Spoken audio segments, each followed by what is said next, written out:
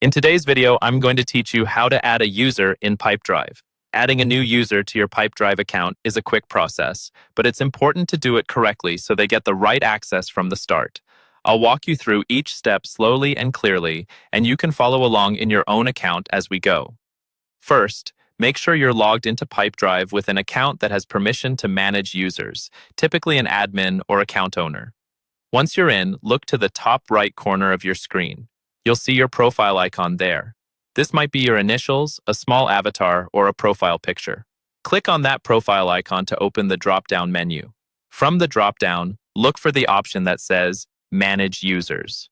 This is where you control who has access to your Pipedrive account and what they're allowed to do. Go ahead and click Manage Users.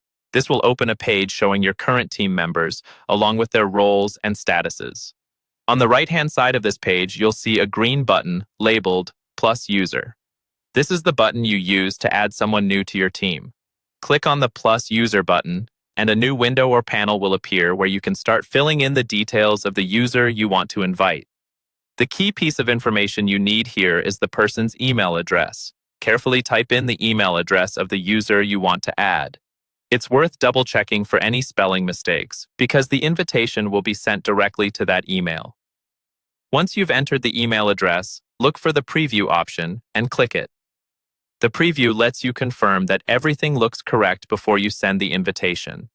Next, you'll see options to set permissions for this new user. This step is optional, but highly recommended. Permissions control what the user can see and do inside Pipedrive, such as viewing deals, editing contacts, or accessing reports. Take a moment to choose the appropriate permission level for their role.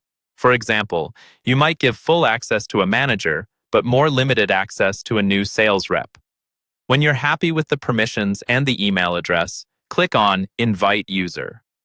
Pipedrive will send an invitation email to that address, and once they accept it and set up their account, they'll appear in your user list. That's all there is to it.